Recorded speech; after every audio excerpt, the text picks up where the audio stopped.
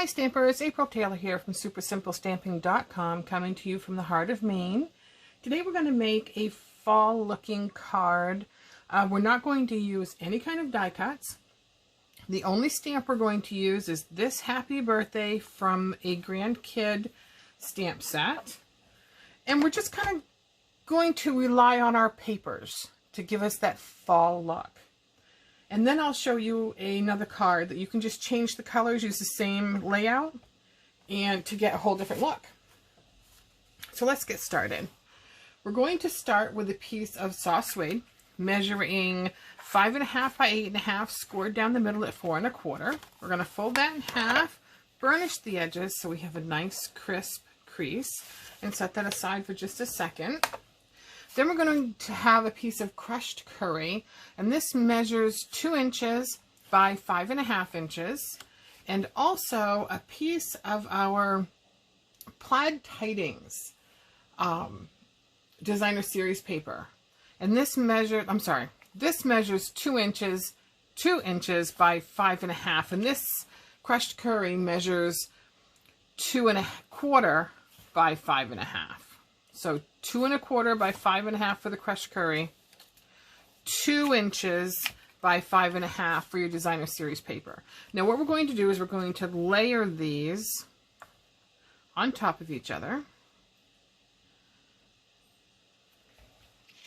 And we're going to glue using our multi-purpose liquid glue.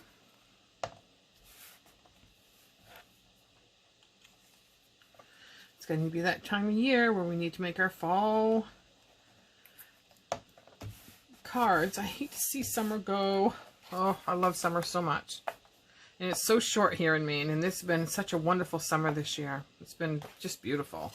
All right, now we're going to layer the crushed curry onto the soft suede. And you can put it anywhere you like. You can center it, you can slide it to the side. I prefer to slide it to the side a little bit. So let's add a little bit of glue to that.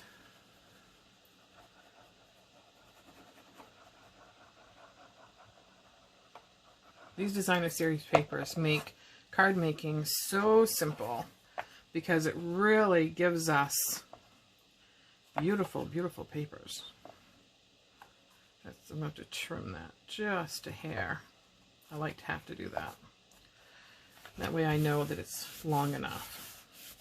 And I'll trim that in a bit after that dries just a hair. All right, now we need, excuse me, a sentiment. And we're going to take a piece of Very Vanilla. And we're going to use our punch here, which I have no idea what it's called. It's one of our banner punches. Love this thing.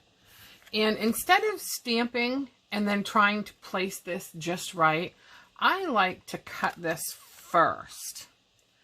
And then I stamp. And that way I can control how close I am to the edge. And you'll see what I mean here. We're going to take some soft suede. We want to match our card base. And we're going to use that stamp again from the Grand Kid, the Happy Birthday. And we're going to stamp it onto this strip here. See if I can get it straight. It's so hard when you can't get your head in the way. Hope I didn't. Alright, we'll close this up real quick. Now I'm going to cut. And this way I can control how far and how big I want my sentiment strip to be and how far away. I think I'm going to do right about there. Love this little mini trimmer. All right, now we're going to place this on Dimensionals. What do I do with them? Here we go. Going to put this on Dimensionals, and I don't have to really, well, we'll see.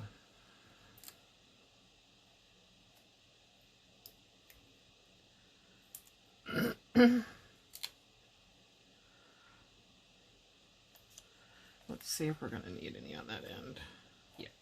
Yeah, we'll need to add 1 or 2 over here. I think 1 there is enough. All right, let's get these little buggers off.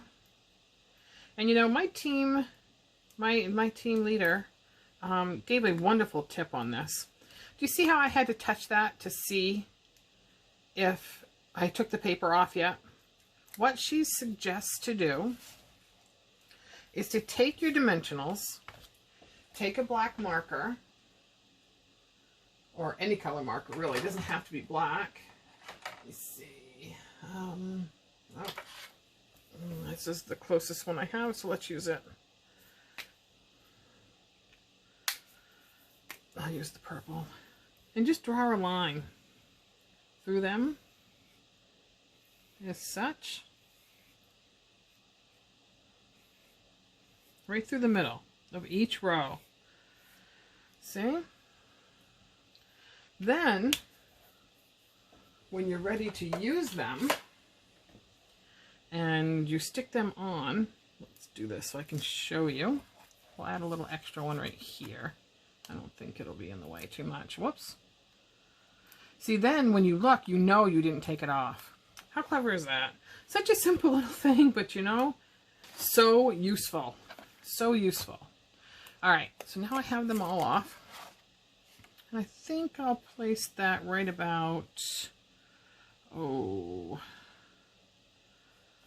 right about there. So, whoop, make sure we get that straight. Actually, let's use that little line in the paper to make sure we do get it straight. There we go. Right about there. All right, now I think this kind of looks mannish to me, a man card. So let's make a bow. We'll use our linen thread. And let's make, do I want to double it or do I want a single? I think I'll double it. So let's see if this is enough. Go like this and down around, up and over. If you don't have one of these, it is the best thing. I think I gotta make that a little longer. It makes making bows so simple. You just wrap it around, cross it over, tuck it under, bring it back over, and tie your knot. It's that simple. So spectacular. Just have your husband take a piece of 2x4, drill some holes in it. What it is just, just a second and I'll show you exactly the measurements here. And then we'll just cut this off.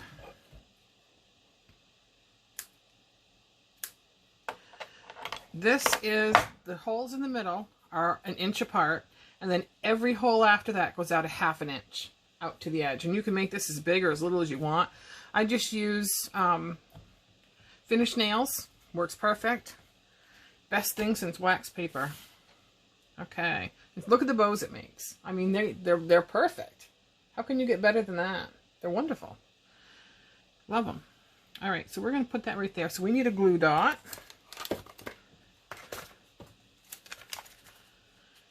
And we'll roll that up just a bit.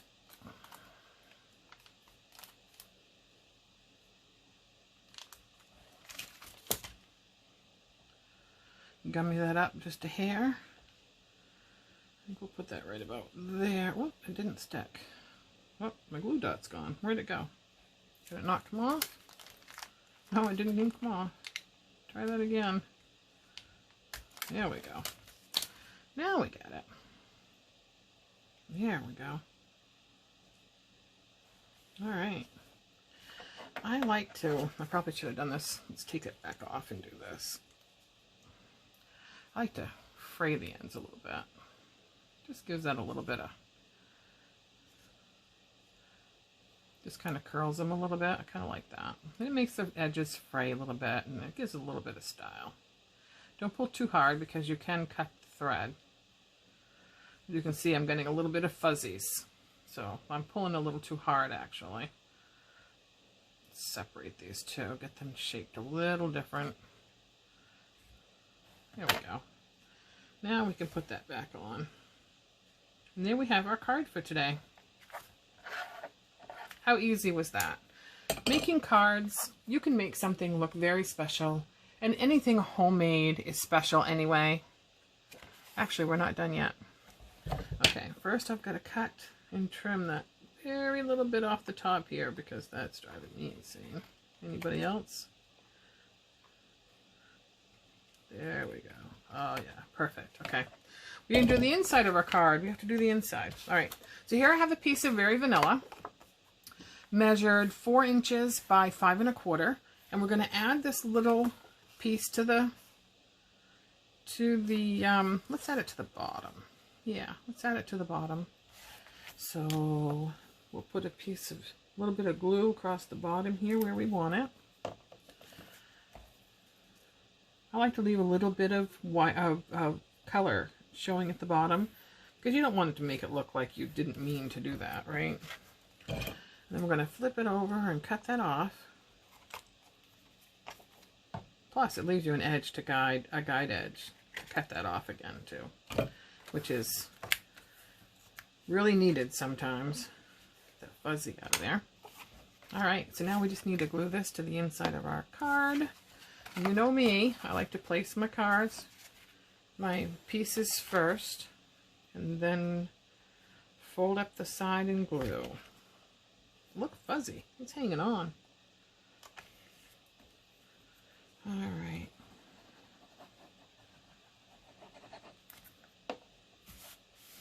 It just makes it so I don't move the paper around. I don't have to worry about it getting glue all over the outside rim at all. And it just works really well. So there.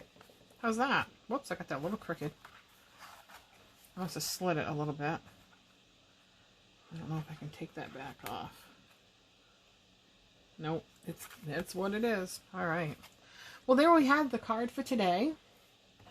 And I made another one just to change up the colors a little bit, just to show you that something as simple as a really pretty paper can give you a card that is fit for any occasion.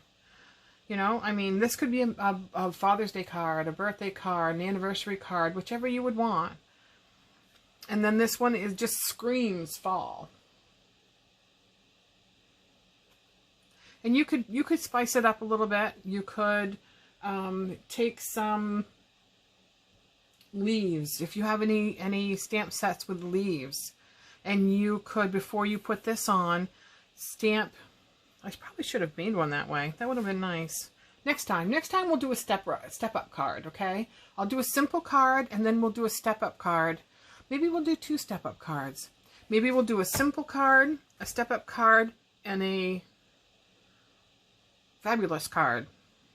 And you can see how just adding little elements along the way can make a super difference when you're making cards. So, if you like what you've seen today, please give me a thumbs up. Ring that bell so you're notified of any future videos that I post. I like to post, and I try to post, unless I have internet problems, which I've been having a lot lately. I like to post, I post a new video every Thursday. So I would love to have you follow me. Jump over to my blog at supersimplestamping.com. You'll find all the measurements and supplies listed there, as well as under this video.